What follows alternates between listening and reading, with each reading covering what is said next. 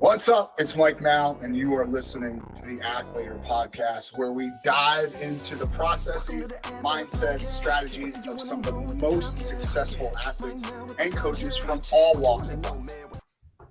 Athletor Podcast coming at you. This week's guest is none other than one of the greatest wrestlers of all times, any generation, Cary Kolat, who's now the head coach at the U.S. Naval Academy. And one of the things that we talked about most was the changing landscape of NCAA wrestling, and how big fundraising is going to be a part of NCAA wrestling in the near future, and how that affects, if at all, the Naval Academy and what they're doing in Annapolis. Now, we also talk a little bit about the history of Cary Kolat and how he grew up wrestling with guys like Dave Schultz and what impact those guys had on him. And if you're curious about his favorite wrestling shoe, I'd stay tuned. Athletor Podcast, we got a special one today. Cary Kolat, thank you so much, Coach, for coming on, brother. I really appreciate it. Yeah, glad to be here. Okay, let's start here. You're at the Naval Academy now. You came from Campbell and UNC before that. What is different about coaching at a service academy as opposed to institutions like UNC and Campbell? Well, it's going to be the quality of the kid in the education, the SAT score, the classes he's taken. I mean, we're the number one public school in the country. You know, a lot of people don't realize that we're number one in the country, number three in top earners of earned income after graduation of all schools, Ivy League and private. So they're looking for a quality kid. So we're looking for a total package. The guy can wrestle, and the guy's got the schooling and the education that goes behind it. And the landscape of wrestling has changed in years. We said that, this was, I was a product of the 80s as a young guy and entering college in the 90s. And, back then, if somebody went to an Ivy League school, we said, well, you don't care about wrestling because, there was nothing coming out of the Ivies. And you've seen this landscape change. People are sending their kids to private school. They want to know what comes after wrestling when that window's done, and they're seeking out the best schools. So at the academy, we're looking for both. And we have the ability to pull some of the top ranked kids out of high school and get them here. Why do you think that changed? You're right. Probably in the late 90s, it probably changed at some point where guys were, you're right. If when we were kids, if you said you were going to Harvard to wrestle, we were like, why?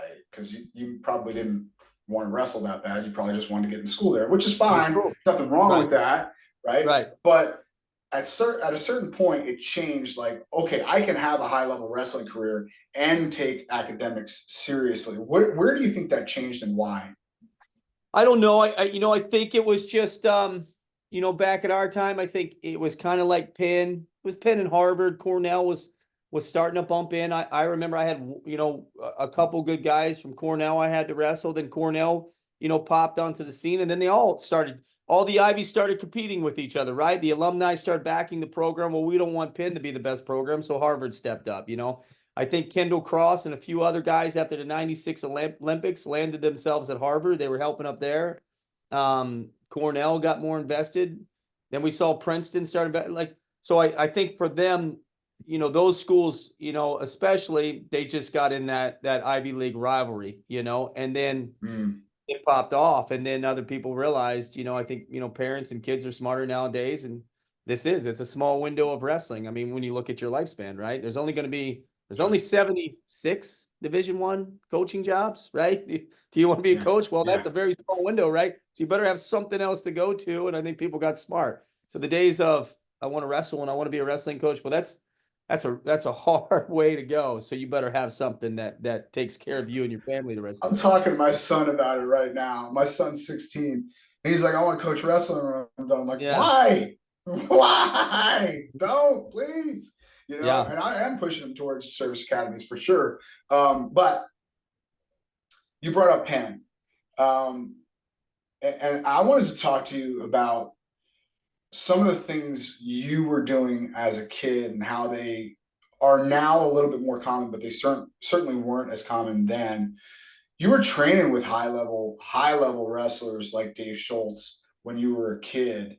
What was that like? And it was certainly foreign to a person like me. But what was that like as a product of the 80s, going through the sport and really kind of innovating yourself? Well, I mean, I had the right coach. I mean, my dad was extremely positive in the abilities, like you're capable of anything, right? Like there's always this misconceptions about my father and people thinking he was hard on me. Yeah, he was hard. He was tough, honest, and fair, I say. He was hard on me. He knew my potential, and it was so extremely positive that, I truly believed I could do anything, which was, so I would jump age groups and do all that stuff. But being in rooms, you don't even have to wrestle people like that. I wasn't rolling around with Dave Schultz, right? He was big, but just being in those rooms in West Virginia, I'd go down, I'd watch Nate Carr train, and he'd allow me to come in the room and watch him train. I just saw what training really was, like what technique really was, what it was like to be really competitive, not just on the mat and in a practice room. And that's what we're always trying to preach in our room. You want to train how you're going to compete. And we know we've got these two versions of people. Well, it's practice. Well, if you treat it like practice, we're going to get a different version of you when we go out there. I want to know as a coach, I'm sitting in the chair, that I'm getting the best version all the time. And that starts in the training room. So that it rubbed off on me that where it started in the room, the technique part, really fine-tuning technique, really getting competitive there. And then it would translate that was the easy part, stepping on the mat. I only had to wrestle you for 7 minutes, 6 5, minutes. whatever it was. I didn't have to Yeah. wrestle you for 2 hours now, and that's, that was just driven into my head. It got really easy at that point. Now I just think with all these RTCs and stuff, we're just seeing what I was allowed to do at an early age because people allowed me in the rooms. People liked what I was doing, and people like hard workers, right? So I think they said, hey, I want to help this guy, and now we just see it everywhere. So people always ask me, how would you have done? I don't know how I've done. I think I'd have been competitive in this time too, but I will say, absolutely, these kids are better than when I wrestled. Every time we see them they're just, every 5 years, they're just better. That's what we got. Yeah, it's definitely a product of club wrestling at a lower level, meaning, at a younger level. Yeah. Talk if you can, because we just got off a call with Marinelli. Now Marinelli was All-American for the Hawkeyes. He's running a youth club. David Taylor, up until very recently, had a youth club. Daniel Cormier is running a youth club. These are Olympians. These are All-Americans that are now finding themselves. They don't have to go into college coaching anymore.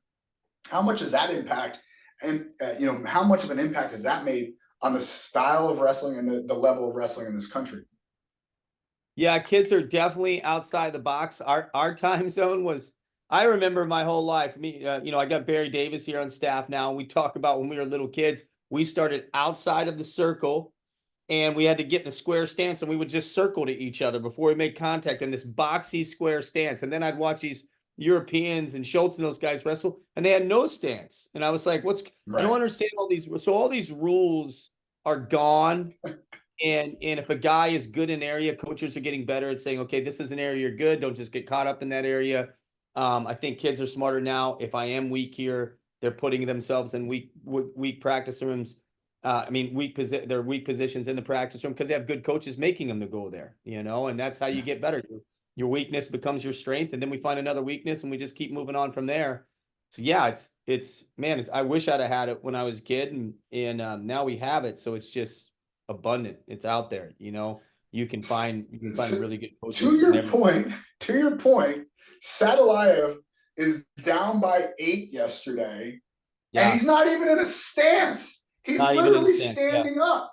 He's standing up, and he fakes one time, snaps the guy to his face, and goes behind him. So which is crazy. No rules anymore. You drew all the time. You've done everything right to that point. You don't change your reactions, and that guy just overreacted so much to that. But that's the pressure. On his face. Yeah. Yep. Oh, Gaspar, and don't get me wrong, like Gaspar is a great wrestler, but yeah, he overcommitted on a down block with 8 seconds left. Like, holy cow, man, just stay in position. It's going to take him 6 seconds just to finish a shot if he gets in. Like, that's right. And he still fought to get it right. Yes. It was tight down to the wire. And it's crazy to see a guy at that level. But that's where the mindset comes in, right? You just got to keep, I always say when in the beginning, I want to speed things up. And now we get to the end, I want to slow things down. I'm not biting on a fake. I'm not overreacting. I'm not changing. I'm just trying to slow everything down is where I'm at. I don't know why I bit so hard. Yeah, he did. You know, you don't do many interviews, and I appreciate you coming on so much. And I Yeah. love that your experience is such a wide range. By every account that everyone I've ever spoken to is you are the best technician from every single position, right? Like from the bottom position, you have 100 different little tricks that you can help out young wrestlers with. And from, everybody's got tricks in the neutral position. That's where we spend a Yeah. bulk of our time. Who is the best all-around technician that you've been around? Well, that's a good question. I mean, that's definitely Dave. I mean, that's definitely Dave Schultz. Dave was just interested in learning every position of wrestling. But then I go back to my wrestling. I had some really good youth coaches that when I started out, I was never allowed to do the same move. When I started getting good at the youth level, I was not allowed to use the same move twice in a match. So I don't know why they had that rule. But man, it was such a great rule. They're like, okay, and I tell the guys in this day, we have rules in our practice room. If I take you down with a high crotch, the next move has to be a single, or it has to be at least to the other side of the body, because people can easily get one-dimensional based on winning, right? And we just want them to be wrestling from one position to the next position to the next position.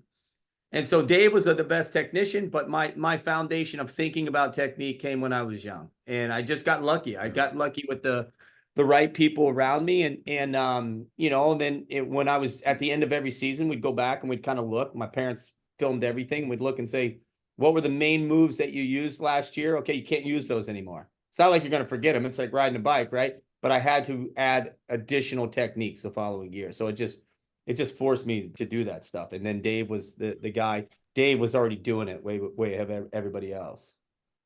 Yeah, he was from it. I got to meet him one time. I was a kid and I went to a camp, and my dad didn't know anything about wrestling. He grew up in inner city. He played basketball. But Dave Schultz, he was at Easton High School in Pennsylvania. And Dave Schultz not only told us as kids, I think I was like 10, told us how to choke someone unconscious with a front headlock. Yeah, He man. also showed us how to wake the guy up Yeah, so before it the looks like referee. that was always a good one for him. And him and Mark were totally different guys. I went to a clinic with Mark after he won in '84. I was a young kid, so I was trying to impress him that he never even paid any attention to me. They was like totally different guys. Yeah, from every account I've heard, Dave was the most giving, especially with technique, than Yeah. anyone else. Can you is there one thing that you can remember him teaching you and going, oh man, I never thought of that. That was pretty awesome. Well, no, I mean, Dave always showed me stuff, but the memory I always have is this was Dave. The reason Dave was such a good guy and remembered to this day, and we still talk about him, is he was extremely genuine, and there was nothing fake about him in terms of he wanted to be really good at the sport of wrestling. I don't think he wanted to win everything, but I don't think he was consumed with that as much as him wanting to be the best in every position, which is why he won. I had a unique trick to my front headlock, and he had been watching me, and so when I finally showed up at Foxcatcher for my first workout, he walked in and in this weird, voice of his, he's like, Kolat, come here. And I was like, oh, okay, what's this guy want? And then he's like, get down, show me this front headlock you do. And like, that's how our relationship started, was right there, me teaching him something. So he wasn't afraid to ask a 15-year-old for help in a position that he had, so then I realized, oh, that's how you learn. That's how you get better, right? There was no walls or barriers. You haven't reached my status, so the doors are closed. The doors were always open with Dave. Yeah, that's from every account, him being a open door, a free flowing, informational highway was so important to everyone, because he would let anyone in on his technique if they asked him about it. But he was also open to the idea of like, hey, I can learn from an 8-year-old. Like if they've got something that I need, I can learn from a doggone 8-year-old if I need to. Who's the best wrestler you've ever put your hands on? Man, you're going down some roads here. I mean, I remember different battles, right? I mean, obviously, Tatiev and I had some battles. There was this one guy, he got me twice. I usually had a chance to always wrestle people who got me for the most part. And there was this it was a South Korean that Tom Brands beat in the Olympic finals in '96. He beat me in Turkey, I think, one year. And then I wrestled him in Poland at the international another international meet, and he beat me again. And I really had a tough time with this guy. You know, he was difficult for me, but I would always outplace him at the Worlds. But I mean, he was like, I don't know if it was a clash of styles. I don't have the matches on video. I wish I did, because I'd like to go back to this today and see, like, what was he doing that he kept me off balance, that I couldn't get my offense going. But then I would see him get beat up by other guys. Tadia would tech him every time, and then I would get in there in battle. So it was like there was some weird clash. I don't know. But I would say him. You know, I still remember that guy. But I mean, obviously, I've been in a lot of battles over the course of my career. Sure. All right, we got to switch to coaching now. Yeah. This is a tumultuous time in NCAA wrestling, to say the least. How has the current climate of NCAA wrestling impacted the Naval Academy or service academies as a whole? I hate to say it, like, I don't like to say it, but it's going to help us. You know, it's going to help us because we're going to see less programs. I mean, I think we don't want to see that, but I think we're going to see that. We're already seeing scholarship reductions. We're seeing ADs at the biggest universities saying there's going to be budget reductions. There's going to be scholarship reductions. There's going to be different buckets of revenue sports with NIL sharing and non-revenue. And that's what we're going to see. So, you know, every year we're going to have this, we're going to be in place, and we're going to have the same things. So we've got the greatest education there is to offer. We've got guaranteed employment, and it's not just the 5 years of service. I mean, like I said, our grads do unbelievably well when they are finished. Their network goes into all branches of government, Mm-hmm. Even if you want to work on Wall Street, you get hired on Wall Street, you're going to run into branches of government, and you're going to have a former Naval Academy officer who's had 300 people under him at one time, who's got employable skills of managing people in top secret and some top secret clearance, sometimes in secret, that are working and knows how to get things done with the different branches of government and all the departments of government. And it happens all the time. And that's what we try to explain to people. That's the network here. So it's going to help us. It's amazing. And I'm not just saying that because you're on here. I'm saying that because I'm living it right now. I told you, a good friend of mine, Naval Academy graduate, is high level at a, I shouldn't even say, but the point is, he's a high performer in the business world. And we're seeing that more times than not. Like there's not many guys that I know that are underperformers that have come out of either, you know, the Naval Academy or other service academies. If you were at a private institution right now, what would your first order of business be? Like if you were back at Campbell right now, if you're Scotty, you got to be going, holy cow, this, and it's not just going to be Campbell, because that's the tip of the iceberg. From everything I'm hearing, we're going to see a lot of programs going down a very similar road. How would you approach this landscape if you were at a different institution? You're gonna have to, like, attack it from multiple fronts, right? The wrestling can't go down and the tradition can't drop.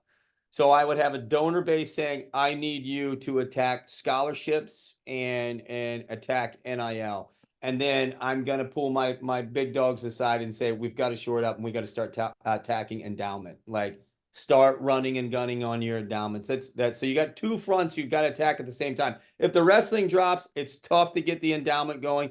But I think you have to be a really good communicator with everyone, and they have to have knowledge of what's going on in the landscape. And look, you run into I run into it to this day. Well, back in my day, well, listen, man, back in your day, the Ivy Leagues weren't tough, and the RTCs didn't exist. We all agree the world changes and it reshapes. So you have to educate them on what's going on. And if you want to protect this program and stay competitive, these are the two fronts that we have to attack. and that's how you're going to have to do it. And you're going to be Yeah, fundraising. we talked. It's like some schools you don't have to fundraise. Every coach in the country now is a fundraiser.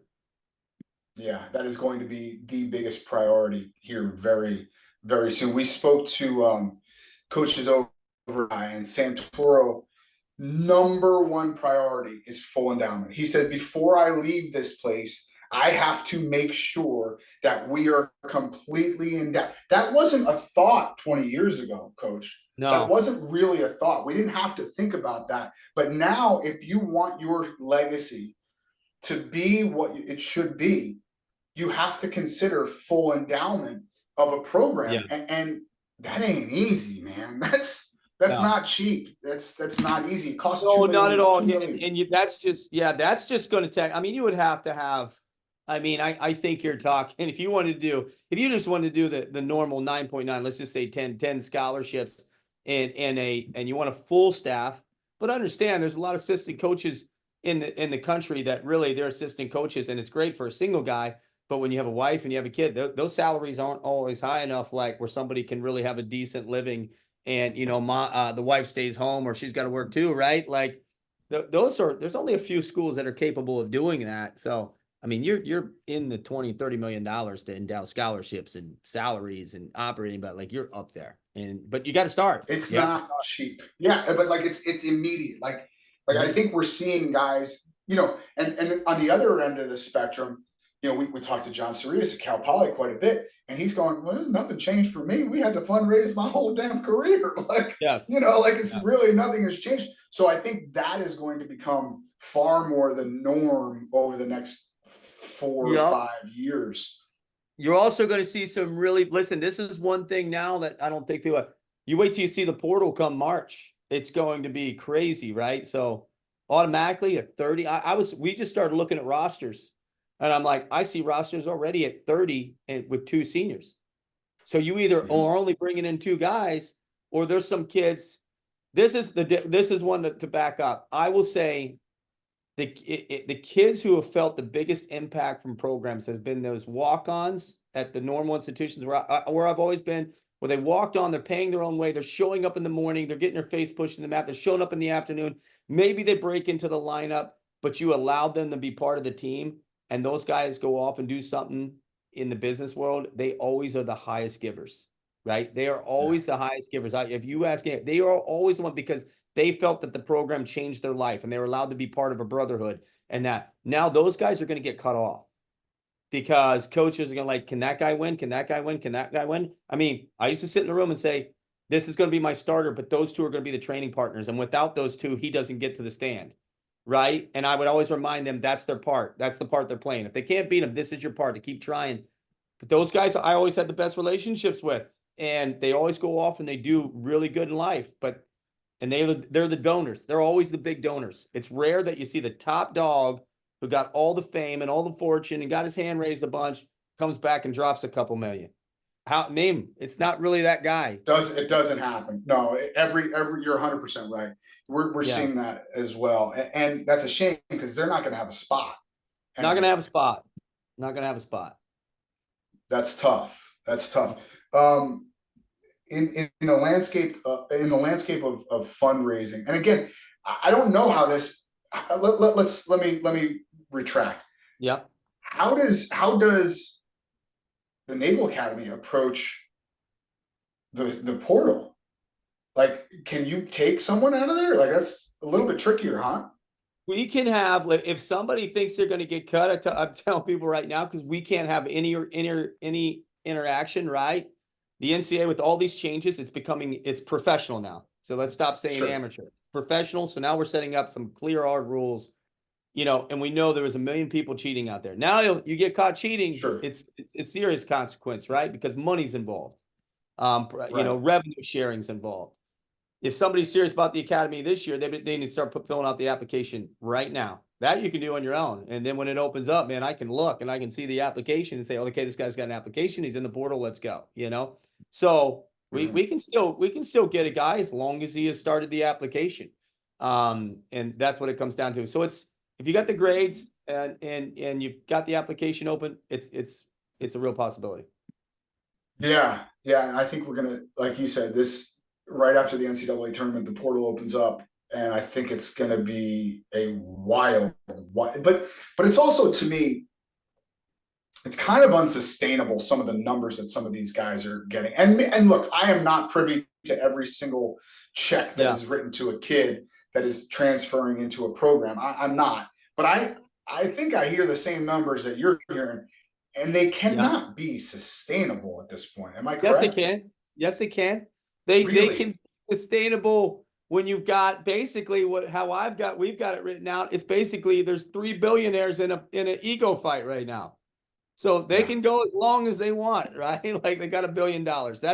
That's what we're hearing is going down between the some of the Iowa, normal. Oklahoma. Let's call it what it Yeah, is. right. Let's call it So what it is. it's going, that's what's going down. And so the money is up, but nothing changes, right? It's still the same kids, right? Still the same kids. We're getting the same kids, and now the pool is going to shrink up for opportunity. And now we're going to get some of the other kids too, because there's not going to be as many homes. It's not going to be as many Right. homes for them. And then we're going to get the kids who are smart. But look, here for us, we've laid it out and figured out. Let's say you got a full ride to go to one of those schools, and you got $50,000 a year NIL deal, which is not really Mm-hmm. a normal thing, right? That's rare, very rare. No. Mm-hmm. And then you got a job right after college. After that, you would only beat a naval grad by about $5,000 with the first 5 years of income, their earned income, right? But what you don't have is that network of connections that just keeps on going and keeps on going, right? Our network is totally different. So we're not outpaced by the NIL. We've already been doing an NIL, but it just comes out. It comes when you're done competing. It comes in the first 5 years of your life and getting it started. And then you just have a choice to continue on with that or go in the civilian world with your connections. Okay. Let me ask you, has it been difficult? It seems to me like it's really easy to talk to dad for you, going, Yeah. hey, look, your son's going to get a free education at what amounts to an Ivy League school. He has a guaranteed job after he graduates. And also, he's going to be a leader among men, period. The end. Yes. But what about mom? Do they sometimes get a little bit trickier to talk into? No, even dads get that way. I don't listen, everybody thinks that. Like you think, is there a possibility of my son going to war? Well, yeah, that's a possibility. But you're going in as an officer, and then here's what your options are. You want to be tip of the spear, and you want to be Marine Recon or Navy SEAL, you can do that. That's your option to go that route. There's also hundreds of jobs that supply everything that's happening. And so you have that choice as well. So you have that. So I think when people realize, like, they just have my biggest issue with recruiting, which will always be, is every movie we've seen as a kid subliminally, it's in your head, blood and guts, crawling through the mud, dying, right? That's what we grew up on. That's not the reality of it, like going in as an officer and picking your job, right? You can go all the way to the back, work your way up supply chain in the middle, or you can go all the way to the front. You're gonna get the choice of those, and you're gonna explore all those every year that you are here, and then you're gonna figure out at the end of the year, you're gonna list your top 10 job choices with, here's my number 1, 2, or 3, and then you get selected. And 88% Um, of the kids at the academy get their first selection. right. And I don't think most people know that, because the guys that do decide that they want to be part of that supply chain usually do it for a reason. They're smart. Like they're They do it for smarter. reason, yeah, and it's a need, right? And it's not like, oh, this guy's a SEAL and he's more of a war fighter than you. No, all these, No. when you get here and you operate with these people, like the SEALs are the most humble, quiet guys you're Mhm. gonna meet on the yard. It's not the door kicking that people have. They are super intelligent guys. Even the enlisted guys have their degrees. Like they've chosen to go the enlisted route of the SEALs. They need that guy. They need that guy to have it there. So it's all a vital Sure. role in keeping the machine going. Um, you have a smaller window of recruits that you can kind of pick from. Now it's across the country, of course, but you certainly have to worry not just about their wrestling ability, but also about their classroom ability as well. Tell me about what makes a perfect recruit to the Naval Academy. What are you looking for? Like, okay, he's got to check this box and this box. Worker, right? What you're saying is when I got here, I had to learn a lot, right? So the first thing I did was I sent out an email to all the head coaches. Sorry, my phone's blowing up here. To all the head coaches saying, can I meet with you? Because they've been here. They had experiences I didn't. So I met with them and I met with my team. So starting with my team, I surveyed the whole team, met with them. I said, hey, tell me your background. Why'd you choose the Naval Academy? 70% of them said they never even thought about military or thought about the Naval Academy. So I'm like, okay, well, wait a minute. It's not a specific kid. It's any kid. I get kids I call. It's a Naval Academy right out of the gate. You know what? No interest. Great. You didn't waste my time. I didn't waste your time. Can we talk 5 minutes here a little bit more? Great. They might still say, yeah, still no interest. Appreciate it. Best of luck to you. Other kids are like, not interested. Let's talk 5 or 10. Wait a minute. I would like to explore it a little bit more, or they tell a teacher at their school, the Naval Academy called. They're like, the Naval Academy called? That's a whole different, beast, right? It's not the normal institution, right? This is an institution that separates you from all your peers who go off to college. Then academically, yeah, you have to have some boxes checked. They like to see pre-calculus. They like to see chemistry. They like to see good recommendations from your teacher, but they really want to see the math and the science is what they want to see. So if you're in that top tier of math and science, well, that's still a pretty big pool of kids out there. And then from there, we go. Now, if you have an interesting background, and maybe you weren't in those classes just yet, because we have our prep school, and your background, maybe single parent, mom or dad worked 2 or 3 jobs, you move school. We've had those, and they will not shut the door. They will take a look because they want diversity. They want to look at all the backgrounds they have, and they said, you know what, this kid's a worker. Like we've seen an uptick in his grades and his academics, and they will give you a shot. So it's not Interesting. it's not tight as people think, and the academics are they're tough here. They get easier as you go. Plebe year is always the hardest year. You're getting used to everything. But man, the professors here work with you. Like they don't invest the investment in you by getting you into the Naval Academy. I think education wise is about 750,000 with the military training in the summer and all the support. So it's wasted dollars if you leave. They want to get you through. So the academic support is unlike any place I've ever been to. That's interesting. What changes in those 4 or 5 minute conversations that makes them far more interested in the Naval Academy than when you started the conversation? What generally changes their mind? You're not going to be crawling in the mud. You're not getting yelled at. You're not getting screamed at. You're not marching around. It's like, well, look, I lost a recruit a couple of years ago. He was committed to us. All these kids, you see it every day. When we look at a bar, I'm like, hey, somebody could decommit, right? It's like the trend now among these kids.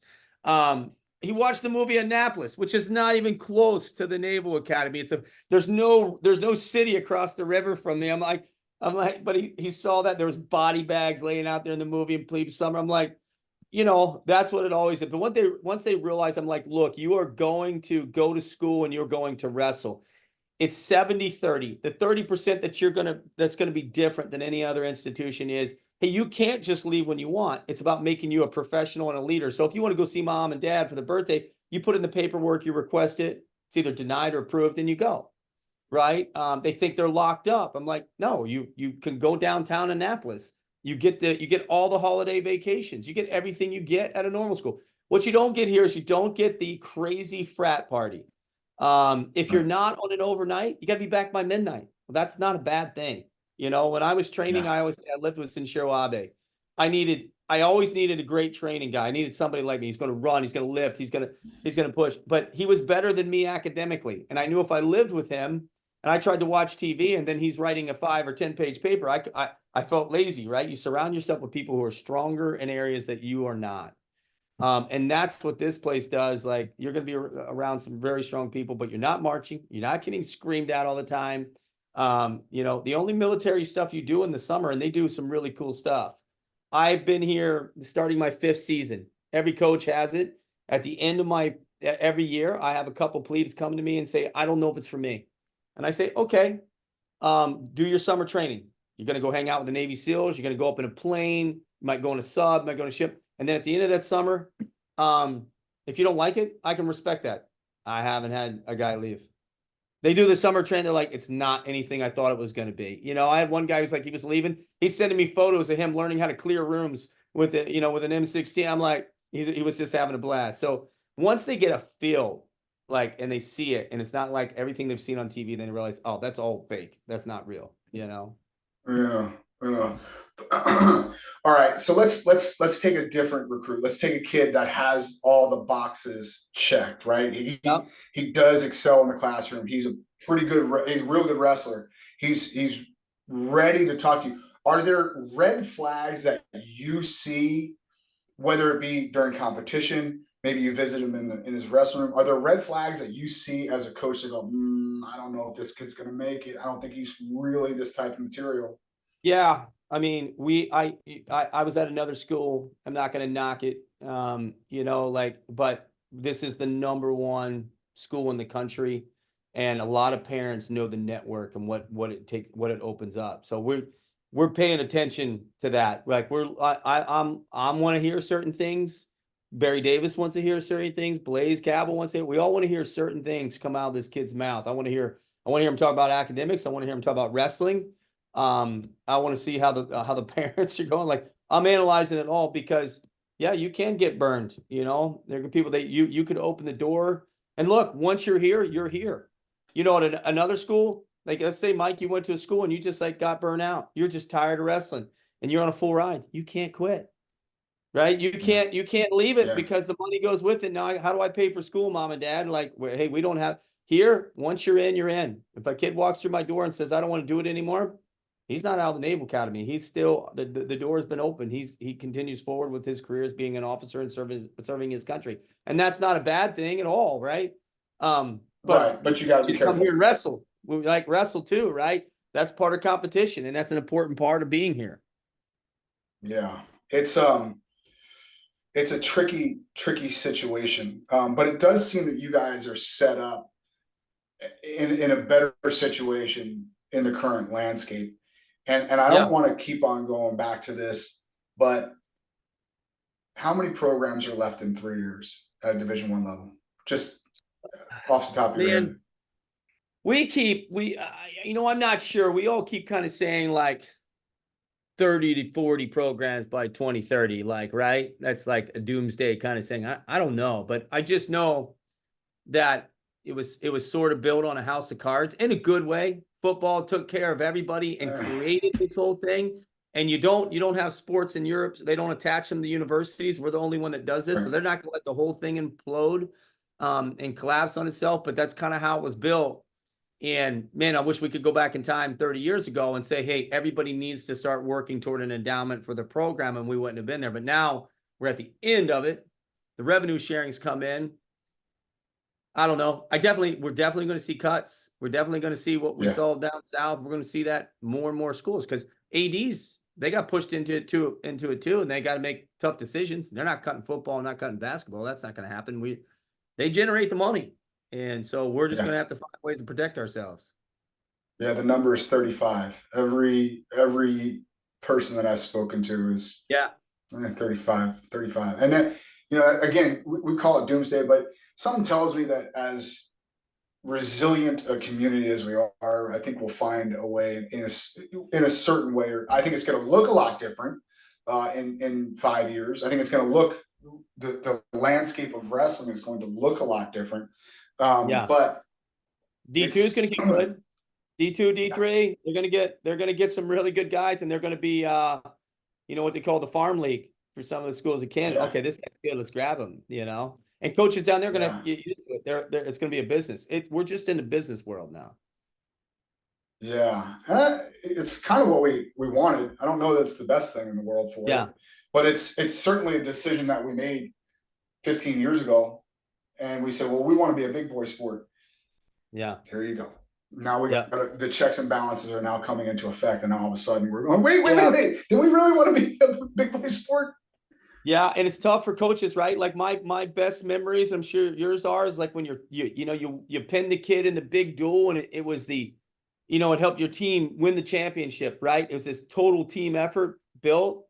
But I think everybody's going to change over time. Coaches are going to bring you in. NIL deals are going to be cut. If you don't perform, you're going to be out. That's the nature of the business. Don't whine or cry about it. Just like pro sports transfer, they go to they ship a baseball player midseason somewhere else. And then the kids the same way. It sucks for the kids. Like, if you've been there and you're getting better, and then they're like, you're the guy, and all of a sudden somebody falls in their lap, and this kid came in on a $100,000 deal. You're not starting, right? And I always tell kids now, if that school's giving out NILs and you didn't get one, don't think you're the guy. Don't think you're the guy. Yeah, for sure. All right, Joel, before we get going here with these quick questions and let Coach Kolat get back to the Naval Academy, do you have anything before we get going? All right, Coach. Quick questions. Try your best not to think too much of them. And I have my first question for you is, what is the greatest wrestling shoe of all time? Brutus. You can come on. Come on. Don't toe the company line now. The Kolats were the best shoe of all time. You can't tell me any different. Would say, no, it was. I actually still have a couple pair, and I put. Yeah, it was always a really good fit. It was a really good fit. They're great shoes. It's very, very hard to duplicate. Definitely the first person we've had on the podcast who's able to list their own shoe as the best shoe of all time. I had a pair jacked from my wrestling club. I had a brand, like, I don't know how I got my hands on. A buddy of mine worked at Nike. Yeah. And he got me a pair, and they got freaking stolen during a camp. And I was so welcome upset. To the club. I've had multiple pair. I just used to leave them in the rooms where I was training because I didn't think anything of it, and I didn't realize the whole shoe market was taking off, so. Unbelievable. All right, next one. You only get 4. They got to be American. Who is on your Mount Rushmore of wrestling? 4, they got to be American. I mean, that's pretty easy. I mean, that's got to be. I'm looking at everything. Is for the most part. Impact on the sport, right? Yeah, right. So you go Gable, you go Sanderson, you go John Smith, and you go Burroughs. That's easy. The only list that there is. That is the I'm considering doing it out of my own pocket. We have to make t-shirts that just say it's John, it's Gable, it's Kale, it's JB, period. Yeah. There's no other questions. We get a lot of cool names on the list, and some people mean more to other, people personally, and that's cool. But if you're making an empirical list, it's those 4 and those 4 only. Yes. Awesome. Glad we agree. Okay. Last one, and we'll let you go. If you had a magic wand and you could change one thing about the sport of wrestling and it would change tomorrow, what would it be? Oh, dang. One period. If we go college level, 1 period, 6 straight minutes, international back to 5 straight minutes. Nobody has 3 points scored. We go right into overtime and freestyle. I love that system.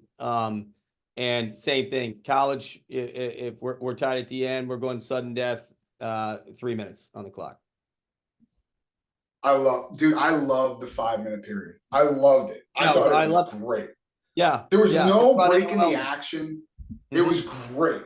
And maybe it was, I was a little bit, from my perspective, I had a good gas tank, so I felt good in it. But I thought it was the best to watch for sure. Yeah. I thought so. I mean, I lived it.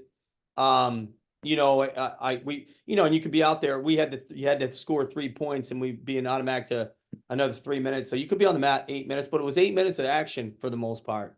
And I thought it brought in all elements of wrestling. I enjoyed that. Awesome. Coach, thank you so much for your time, man. I can't thank you enough. We really appreciate it. You dropped some knowledge on me today, and I appreciate it. Thank you again for coming on. Yeah, thanks for having me. I appreciate it, guys. All right, man. Talk to you soon. All right, later. Wait, don't go anywhere before you hit that next button. If you enjoyed listening to this episode, do us a huge favor. Click that subscribe button. And if you're so inclined, leave a review and share it.